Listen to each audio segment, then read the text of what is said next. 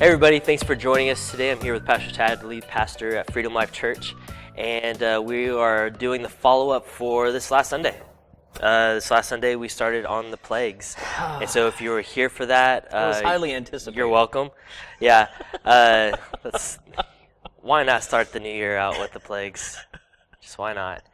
And we're actually going to be talking about the plagues for the next couple of weeks. This was the first of 3 weeks that we're going to be talking about the plagues. If you missed it, make sure that you go back to our website, freedomlifechurch.net, and you can go to our media resources and check that out. If you missed any other follow-up videos that you're like, man, I really wanted to see the follow-up for, the one with Moses, that's going to be all of them. Yeah. But so if you wanting to check any of those out, make sure that you go to our website. It's gonna I think it's really helpful. We have Bible reading outlines. We have just things that you can help you interact with the sermon a little bit more before and after the sermon. And so make sure that you're checking those out. We love to get you connected with all of our resources that we have on the website. This last message, you were talking about the plagues, and you're really focusing on how God is the God of everybody. Everything, everybody. God of everything. Yeah. So it was an interesting sermon and stuff. Was there anything that you left out from there that you wanted to bring up in the follow up? Not really.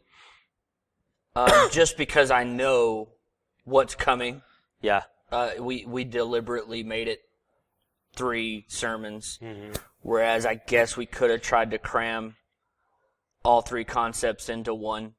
Yeah. We could have tried. I think it would have got a little bit convoluted. I think it would have got kind of crowded. Yeah, because the plagues go through chapter 7 all the way to chapter 11, 11, yeah. Right? So you're basically covering 5 whole chapters mm-hmm. with this whole epic scene. And so I know that when we talked and planning, it was like, yeah, we need to break this down into really 3 different concepts, because those concepts came to the top. And so it was like, okay, we need to break it down, because I think it would have gotten too crowded. So on this particular one, no, I don't think I really left anything out. Mm-hmm. I think it was hard for me to leave the other concepts out. I think I found it sometimes difficult not to step on the toes of the other 2 sermons that are coming, to really just kind of center in. And this was really the kind of more of a flyover of it idea. And then in the next 2, we'll see some mm-hmm. really 2 specific things that I think we're seeing God do. Where this was more of a, look, this is God pushing himself out there to say, I want to do something big, something grand, so that everybody will know who I am. Because we talked about it in the sermon. God's kind of reintroduced himself, so to speak, to the people of God, to his people. Right. Because he really hasn't, he hasn't really said anything. He certainly hasn't seen the covenant through yet mm-hmm. That he's made with his people. And so there's been a little bit of a silence thing going on between him and his people. Moses certainly doesn't know who he is. Right. And so we're really in that. He's reintroducing himself to his people. And here's a moment where he shows himself in a big way to the Egyptians. Mm-hmm. And again, I think it's on purpose, given the fact that, and I think I mentioned it in the sermon, Egypt is it's the power of its day. Mm-hmm. It's huge. Everybody knows Egypt. Right. Everybody knows what's happening in Egypt. News travels from Egypt mm-hmm. everywhere, branches out and goes everywhere. And I mentioned this for sure, that hundreds of miles later, after they get out, they arrive at a city and they need help. And a prostitute woman's like, I'm going to help because I'm on God's team, because I heard. Mm-hmm. Oh, I know what happened in Egypt. Yeah. And I believe in that God. Yeah. And so I'm rolling with him, so I'm on his team. So, I'll help, mm-hmm. And so it's that. Even just in that one little scene that we see later on in the Bible, we get a chance to see the beginning of that. And that's this moment. God showing himself to the world, Mm-hmm. whereas the world may not even realize that he's even there. And we know Pharaoh's certainly that way. Who's the Lord? Yeah. And we've been building to this moment where God says, okay, now I'm going to show you who I am. Yeah. And so no, I didn't really leave anything out. I just really wanted us to capture this idea that God really does want all of humanity to know who he is. Yeah. He does. Yeah. And so that's the whole purpose of this, is for God to make himself known to humanity. And we see that Romans, the one text I didn't read, ended up leaving out was Romans 1. Mm-hmm. Where his invisible qualities, his very nature is seen clearly. He wants humanity to see him. Yeah. But I left that out, I guess, primarily just because I think it gets into other things where, you begin to talk about how men are without excuse. So you kind of get this idea that his revealing of himself, generally speaking, is enough to condemn humanity. Yeah. But it's not enough to save them.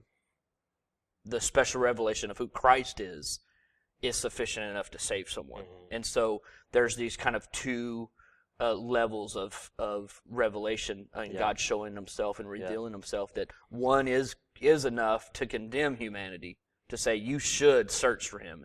And he says, if you'll search for me, you'll find me. Right. And so if you see in creation that I'm here, right, you should search for me. And if you don't, that's sufficient enough to condemn you. But then in the special revelation, the revealing of God in Christ Jesus, this God in the flesh coming down, that becomes our sufficiency for salvation and redemption and rescue, Right. And so, but I kind of left that alone. I really wanted just it to hang in the air, because we'll see a little bit more of that this coming sermon. We'll see a little bit more of that unfold, Yeah. And so, and just talking about creation and kind of how some of that is working. And so we'll see it in the next couple of sermons. It's interesting how the book of Exodus and how God is revealing himself to everybody. He started with Moses, and then it moved to his people, then it moved to Pharaoh, and then from that it moves to the entire world. Absolutely. And then that goes on to all generations. Even today we're talking about it. Yeah, even today we're still referencing the story. Honestly, even our secular culture, quote unquote secular culture, are making movies about this moment, about this story. Right. So we're talking about it. Yeah. And so because it's, but God tells us in the text over and over and over again, this is meant to proclaim who I am. Yeah. To all the world, to the ends of the earth, Yeah. And so this is what he wants, and this is why he's doing it. So this is probably one of the biggest Bible stories out there whenever it comes to everything that you look at in the Bible outside of like Jesus Christ and stuff. I mean, even Exodus, I think arguably probably bigger Bible story than like the flood. Noah's Ark, even with the children. Yeah, we should do like a power ranking. It's huge. We should do like a power ranking of Old Testament stories and just see where they land. But do like a top 10 and have people vote on it. Because it is huge, and I think you're right. I think it's arguably one of the biggest well-known stories of the Bible is really this whole exchange, this whole thing leading up to the Red Sea. That's it. I think once we get past the Red Sea moment, then it'll start getting kind of interesting. We'll get the 10 Commandments, and that's kind of a huge moment. But really, the whole story of Exodus is arguably the most recognized story from people's Bibles. Because, again, we've made a ton of movies about them. I mean, over the course of decades, we've made movies about it. We've talked about it. It's a big thing, But I was glad that we're having an opportunity to really look at it, maybe with a different lens. And I'm hoping that people understood that God's doing something deeper than just freeing his people and just punishing the Egyptians. That's not really what he's after here. Right. Because if he was after punishment, he could have just wiped them all out and been done with it. Or had his people even have his people rise up and take them out. Because we see that later. We see that in all different kinds of stories where God lets his people arise and take the enemy out, against unbelievable odds. So why not do that here? Right. Because it's not really at this moment what he's trying to do. There's something deeper that's happening in the whole plague scene. Yeah. And I'm hoping that people understood that, and that first and foremost, what I wanted people to see was God's wanting everybody to know Him. Yeah. So, Well, whenever it comes to God showing Himself in the Bible, and specifically with the plagues, this is the whole purpose, and it was kind of the main purpose of this last sermon. Some people would say that God is cruel for doing it this way.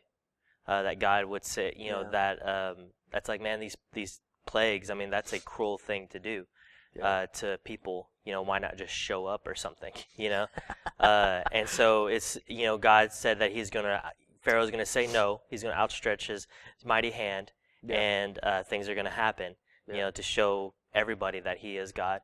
And so, but why do it this way? And is he cruel for doing it this way? Is it cruel?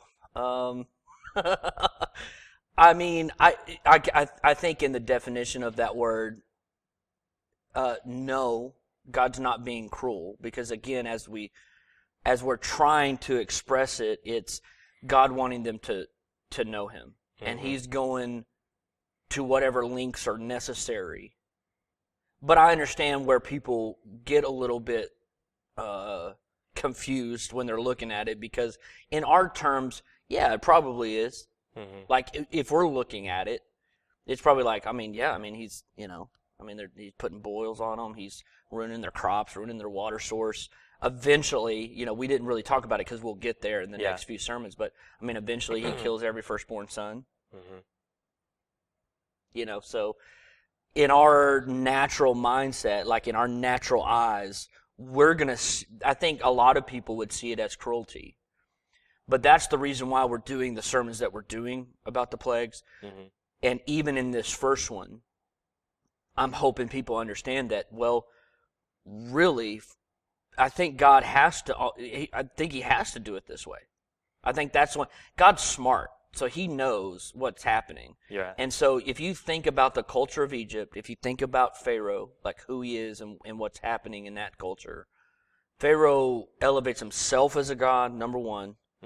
They worship a lot of other gods, and again, we're going to see that in another sermon. They worship a ton of other gods. And so for them, it is a challenge to say, well, who is the Lord that I should obey Him? And if God appeared and kind of went hi, Pharaoh, I'm the God of the universe, and shook His hand and went peacefully, kind of went soft and meek. Which He does come later and do that. Right. But I just, if He comes at that moment, and again, I think this is me looking at the character of God, the character of Pharaoh, the situation in the story. And so when I think about it, I go, if God comes meek, He becomes just another one of their gods that they see. And God gets lumped in with every other god. And so I think the severity of God's revelation of Himself, this grand introduction to the people of Egypt, to Pharaoh, and to the world, the severity of it is necessary. Because I think that's the only thing that's going to speak to a ruthless tyrant like a Pharaoh. I think that's it. I think that's what God's doing, is God's going, look, I know, if we understand God to be sovereign, the creator of all, the creator of everybody, if we understand it to be this way, then He knows Pharaoh. He knows what it's going to take to get him. And eventually we see that it works its way all the way down where he still ignores and rejects. And so to say that God's being cruel, I actually think it's God being gracious to the people of Egypt to see something more powerful than what they've ever known. And this is the way God's doing it. If He comes meek and low, it's not going to work that way. Right. It not for that moment, not for that situation. I don't know that it's going to speak the same way, because they are a people of power and might, and look at our gods, and look at and God goes, no, let me show you something different. But He has to do it that way. That's what in essence breaks the spell for the people of Egypt even, and for the whole world to see that something different is happening. So I think the severity of it isn't cruelty. It's actually his mercy. Mm-hmm. And I actually made the statement in the sermon that God's going to give to you what he needs to give to you, and even take from you what he has to take from you to get you to see him. Right. Because he wants you to know him. So Right. above all things, if Egypt just got to run their show and do their thing, we see the end of that. Mm-hmm. That Pharaoh and his armies perish. They die because of their outright rejection and ignoring and denying the God of the universe. It ends in death, and we see that. And that's the story of our lives. Yeah. To reject Christ, to reject who he is to be separated from God forever and die. Yeah. And be in hell, separated from him. So it's that kind of picture. And so if God in our own lives puts us in difficulty, I mean, does whatever he has to do, if he takes a person that's far from him, that rejects him, ignores him, hates him, Mm-hmm. Takes the atheist, the atheistic person that would say, I could care less about God, but God, in some severity, some moments that we would look at as cruel, but he allows that person to go through it, and it causes that person to look up and cry out to him, to know him, then actually it's a severe mercy. Right. It's what one guy would call a bruising blessing. It's a severe mercy for him to do it that way. And so, I think we have to kind of get out of our natural mindset and go, well, that was really mean. Mm-hmm. Well, actually, it's not. It's actually very loving for him not to let the Egyptians go their whole existence without seeing him and experiencing his power and knowing that he's greater, knowing that he's better. Yeah. Right? Mm-hmm. And he's actually done them a favor by showing himself mighty, more mighty than anything that they've ever known or seen. Right. And even ultimately to the crushing of Pharaoh, this godlike figure in their own culture. Yeah. For God to crush him. Yeah.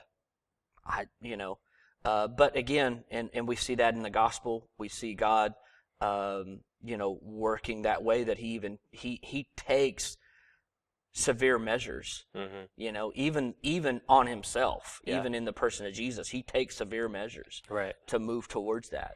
But it's for the salvation of people. Right. Ultimately, that's what God's after. God's the God of everybody and wants everybody to know him. So he takes severe measures to do that. Yeah. And so, but that's the reason why I tell people all the time, I'm like, well, why not just surrender to him? Mm-hmm. Why not just know that he's there? You feel it. I think every human heart intrinsically feels the emptiness without him. Why not just surrender and receive his free gift of righteousness through Christ Jesus? Yeah. Put your faith and trust in Christ and stop messing around, because God's going to go with whatever measures he needs to go to, and he will crush you, so that you might look up and see him. Yeah. And if he does that, if that's the route you want to go, if you want to fight against all of that, well, then go for it. But hopefully God will be merciful to you and crush you and bring you back, and to bring you in. Does that make sense? Right. And so I think it's just an understanding of what's happening. Yes, naturally speaking, it probably looks like cruelty if that's the way you want to look at God. And certainly if you're not looking at the big picture, you've got to see the big picture. Yeah. And the big picture is that if they don't know God, then they're going to perish eventually anyways. Right. And it will not be good for them. Eternally. Eternal damnation. Right. Eternal condemnation. And so death over death. I mean, it's it's so. Yeah. So what's more cruel? What's more cruel? Let them just eternity. Keep going in life, and then for them to spend eternity in hell. What's more cruel? And that's the way we have to see it. And even now, currently in our lives in 2019, what's more cruel of God? Right. To come and crush your pride that says you can do whatever you need to do and you can save you and you're fine and you're a great person, but to crush you and to crush your pride and arrogance, what's more cruel? Right. To do that to you so that you can see him, see your ultimate need for him, right, and to get eternity with him, or to just let you live in your pride and your arrogance and do whatever the heck you want to, and then die and go to hell without him. Yeah. What's more cruel? I think the suffering in this life that is, like what does the Bible say, like the dew that's on the grass, how long our life is. Yeah. The little bit of suffering that we have to deal with in this life for us to know him. Yeah. And compare it to eternity. Yeah. It's light and momentary. I mean, it's just, it's not a comparison. It doesn't compare to Right. the weight of glory, is what Paul will write. To this weight of glory that awaits us in Christ Jesus. It doesn't even compare. Right. And so for God to whatever, and we can talk about it in terms of just the sufferings of life, or we can talk about it even still in the terms of like these plagues where God is very direct and he's very like, I'm going to show you something different. And so, hey, you asked for it. You said, who's the Lord that you should have to obey? I am the Lord and you have to obey, And so obey or perish. I mean, obey or perish. And some people go, well, that's even still, that's messed up. And how can God do that? But that's the reason why I started talking about, well, he's not self-centered because he's actually what we need. He's the one that we need in our lives. And so therefore we want him to press himself out front. Yeah. To say, get out of the way and give me space. Right. To take front and center. We need him to do that because it's his love that moves him towards humanity. For God so loved the world that he gave his son. Yeah. That he puts himself center stage and says, you have to see me. Yeah. And if you don't see me, you're going to die and you're going to perish and it's not going to work and it's going to be death for you. And so, and I don't want that. I don't want that for you. So here I am. And then some people are like, oh, see, I still don't. So they don't respond to the like open love of God. So God goes, and if he loves you, if he cares about you, he'll crush you in your arrogance and your pride and then bring you to. And that's loving. That's more loving than just letting you go. Right. That's what I know one pastor that I love says, it's the passive wrath of God that says, yeah, do whatever you want. Go out there, see it. Yeah. That's God being wrathful towards you. And so naturally speaking, he didn't do anything cruel, but eternally speaking, he has. Yeah. For him to just go. Yeah. Go on. Do whatever you want. Ignore me. That's all right. Yeah. But for him to come in and in this life crush you. Yeah. Wow, man, that's amazing. So we have to see it that way. And I think that's a great question because I think many people would bring that up. Why does God do it that way? Well, it's because he's actually being loving to the Egyptians, even loving to Pharaoh. I think he's being loving. But God will use any means necessary. I think I said in the sermon, outside of sin, because God's not going to sin or do evil. Right. But he's going to do anything necessary to get us to see him because he wants everybody to know. Yeah. So. Yeah, and it's important to understand that, to know that our God isn't cruel, that he does good. He only does good all the time, is what we've talked about in the past, that our God is a good God, and this isn't something that he's doing that is just so cruel to people, but he's just extending mercy and showing himself in a way that no other gods has done before. Yeah. And stuff. They've never seen anything like that. They look at nature and it's like, oh yeah, that must be a God doing that. Yeah. No, it's common grace. Yeah. It's God doing that, not a God. Yeah. And so he's showing himself like they've never seen before, like you've talked about. Yeah, and we get a little micro view of that whenever Moses and Aaron first go in and throw their staff on the ground and it turns into a serpent. Right. But then Pharaoh's magicians come in and do the same exact thing. But then what happens? Yeah.